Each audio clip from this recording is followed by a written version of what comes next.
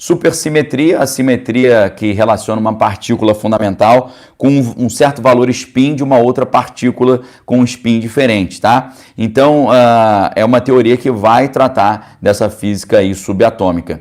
Em 1990, Edward Witten recebeu a medalha Fields devido ao estudo que ele fez sobre a relação entre geometria e física teórica. Então, a geometria é fundamental dentro desses novos desenvolvimentos da física. Em 1995, ele desenvolveu a teoria M. E o que ele faz com a teoria M? Qual é o propósito da teoria M desenvolvida por Edward Witten, que é uma das mentes mais brilhantes que existe no mundo hoje? O propósito da teoria M foi uniformizar várias teorias das cordas diferentes, ok? E então, continuando os trabalhos que foram feitos anteriormente, Edward Witten ele se dedica grandemente a esse trabalho, tá? Agora, no final das contas, o que é a teoria das cordas? Que é uma teoria que poderia nos dar um entendimento da possibilidade de haver dimensões diferentes e talvez nessas dimensões poderiam habitar realidades paralelas.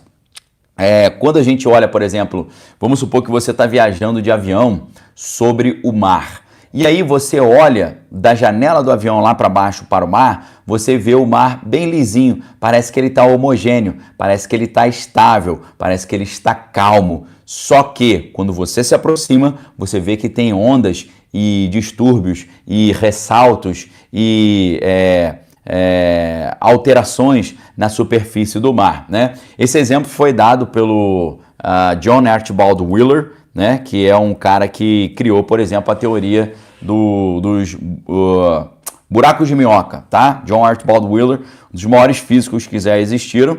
Ele, infelizmente, falecido em 2008, foi colaborador de Einstein, né? Tentou formular a concepção de Einstein da teoria do campo unificado. O que é a teoria do campo unificado? Permite que todas as forças fundamentais entre as partículas elementares sejam descritas em termos de um único campo. John Wheeler ele trouxe a matriz S, que é fundamental na física das partículas, foi um pioneiro na teoria da fissão nuclear, né? Também é conhecido pelo o nome popular para o fenômeno espacial das estrelas colapsadas, né? Ou seja, os buracos escuros. Foi um nome trazido pelo próprio John Wheeler e ele tem uma série teve uma série de prêmios, né? O prêmio Albert Einstein, Enrico Fermi, medalha Franklin. Assim, é um cara brilhante no seu trabalho, tá? Um dos grandes nomes da física. O John Wheeler, ele criou essa ideia também dos buracos de minhoca, né? O que ele falava? Se você está voando de avião e olha para o mar, você vê, parece que o mar está lisinho, mas quando você se aproxima, você vê que está cheio de alterações, distúrbios e tal. E aí, o que ele vai dizer?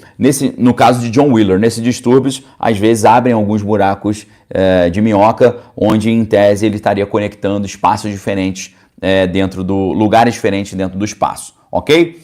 Voltando aqui para a teoria das cordas funciona de forma semelhante. Só que, em vez de falar do mar, vamos falar do deserto, por exemplo. Se você está passando de avião por cima de um deserto, você vai ver, assim, parece uma linha reta, né? E parece que é tudo a mesma cor, mas se você chegar perto, você vai ver que o deserto, ele é formado, ele não é um chão chapado e homogêneo, você vai ver que o deserto ele é formado por pequeníssimos grãos de areia, tá? Então, a grande questão é que se você aproximar poderosamente dos grãos, você vai perceber que os grãos também são constituídos por pedacinhos ainda menores, que são invisíveis aos nossos olhos, que são os átomos, ok? E os átomos, ele têm, pelo menos segundo a teoria tradicional, eles têm uma estrutura tripartite, eles têm uma estrutura de 3 elementos. Você sabe muito bem, os elétrons, prótons e nêutrons, fora o núcleo, obviamente. Os prótons e nêutrons, eles vão formar os quarks, tá? Então, quando você fala assim, próton, nêutron e elétron, tá? Próton e nêutron formam os quarks, beleza? Próton e nêutron formam os quarks, né? Que são... até esse ponto aí está indo a física convencional, beleza? A teoria das cordas vai um pouco além. O que a teoria das cordas vai dizer? Vai dizer que os quarks são formados por pequenos filamentos de energia. Os quarks são formados por pequenas cordinhas, filamentos de energia que ficam vibrando, ok? Tem um pouco a ver com aquela ideia do The Flash, né, de vibrar e ele conseguir passar por dentro da parede, né, conseguir passar pelos sólidos, né, isso aparece muito no filme The Flash, né, ele consegue começar uma vibração tão rápida no seu corpo que ele consegue passar por dentro das moléculas dos corpos físicos, né, então isso é muito interessante. Dentro da teoria das cordas, então, os quarks são formados por pequenos filamentos de energia, são filamentos de energia, cordas que vibram, tá? Por isso que aí dá o nome de teoria das cordas. Essas cordas estariam vibrando em diferentes padrões, gerando frequências distintas, igual a corda de um violão, dependendo de como ela vibra, ela vai gerar um som mais grave ou mais agudo, uma nota musical mais grave ou mais aguda. Então, esse filamento que fica vibrando como se fossem cordas, produziriam as diferentes partículas fundamentais que compõem o nosso mundo. O Profeta Geek está lembrando que quando o The Flash vibra também, ele fica intangível, né? Assim como o Visão, né? No caso do universo cinematográfico ou no universo da Marvel propriamente dito, ok? Então, a gente pode comparar com a corda de um violão, né? Da mesma forma que as diferentes vibrações da corda do violão produzem notas e sons diferentes, esses filamentos de energia vibrando de forma diferente produzem partículas também diferentes, ok? Então, a grande questão é que quando os físicos proponentes da teoria das cordas, eles propõem a ideia de que o universo é constituído por uma única forma, por um único elemento, o que eles estão fazendo? Eles estão tentando unificar a teoria física, tá? Trazer uma unificação. E essa unificação, já que todas essas partículas aí formam todas as matérias, que formam todas as coisas que tem no mundo, é por isso que eles dão um apelido para a teoria das cordas da teoria de tudo, tá? TOE, Theory of Everything, a teoria de tudo. Ok? Tem a ver com o trabalho do Stephen Hawking e do filme, né? O filme sobre a história de Stephen Hawking se chama A Teoria de Tudo. Quais são as consequências dessa concepção? Quais são as consequências dessa ideia? E se a teoria das cordas realmente for verdade? O que a gente aprende com isso? A principal consequência dessa teoria está relacionada a como ela vai ser demonstrada matematicamente, ok? Por quê? A teoria das cordas, ela não vai funcionar num universo tridimensional. Não funciona, tá? Ela não funciona no universo com 3 dimensões, mas ela vai funcionar no universo com 10 dimensões de espaço, 10 dimensões de espaço e 1 dimensão de tempo, ok? 10 dimensões de espaço e 1 dimensão de tempo. Tranquilo? Você fala, meu Deus, o que isso significa? Isso significa que, caso seja verdadeira, existem 7 dimensões espaciais que a gente não consegue conhecer, tá? 7 dimensões espaciais desconhecidas, ok? Desconhecidas.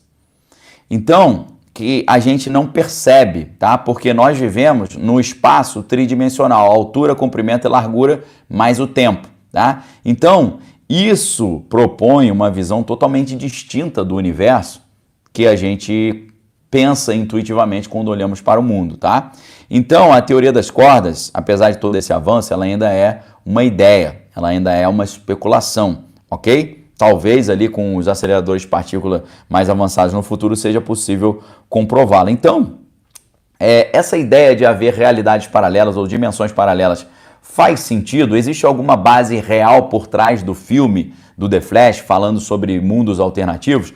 Se você for pensar pela teoria das cordas, existe essa possibilidade, ok? Tá? Então, aí está um ponto de realidade. A teoria das cordas, caso sendo válida, ela poderia dar uma explicação sobre essa ideia das realidades paralelas. Um abraço para Malu Kessel, para todos os amigos que estão aí.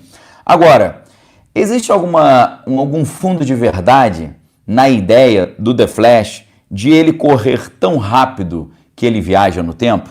Existe alguma base de realidade sobre isso? Existe uma base sim, tá? É claro que isso vai estar relacionado com a relatividade, Se você pega aquela equação clássica do Einstein, né? E é igual a mc ao quadrado, energia é igual a massa vezes velocidade da luz ao quadrado, você vai ver aqui uma relação entre a massa e a velocidade, tá?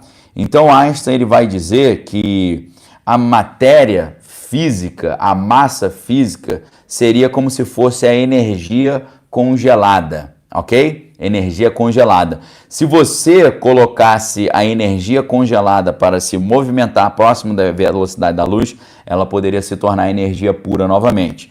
As consequências desse trabalho do Einstein, comparando energia com a massa, dizendo que existe uma direta relação entre energia, massa e movimento, energia, massa e velocidade, quando ele faz isso, ele desenvolve alguns experimentos mentais que é o experimento mental famoso dos gêmeos, ok?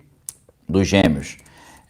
Como é que é esse experimento mental do Einstein, melhor conhecido aí como paradoxo dos gêmeos?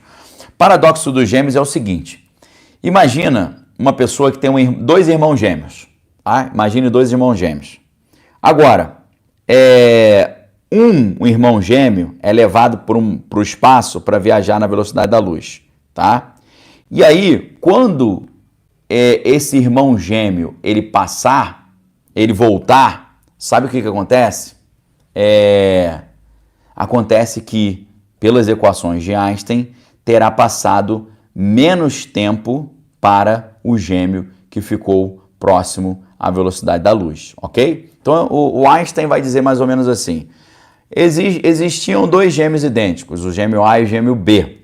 O gêmeo A ele faz uma viagem espacial para um planeta localizado a uma distância de 8 anos-luz da Terra, tá? Com uma velocidade de metade da velocidade da luz, enquanto o gêmeo B permanece na Terra.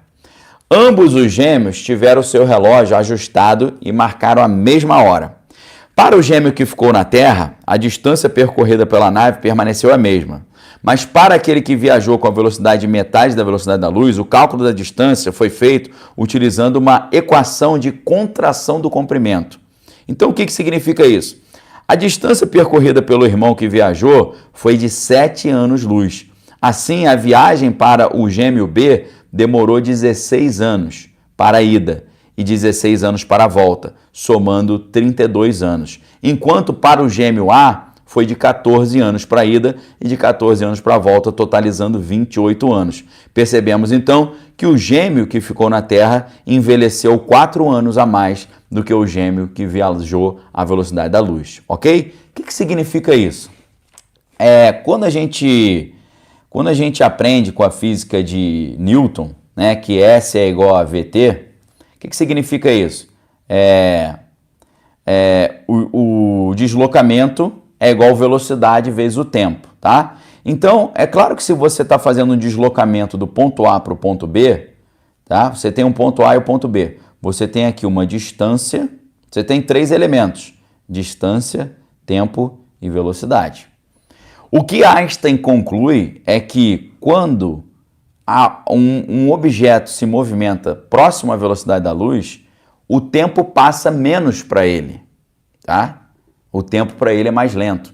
E se o objeto pudesse, talvez, ficar continuamente na velocidade da luz, o tempo para ele não existiria, não passaria. A passagem do tempo seria imperceptível, indispensável. O tempo não teria força sobre esse objeto se ele estivesse constantemente na velocidade da luz, ok?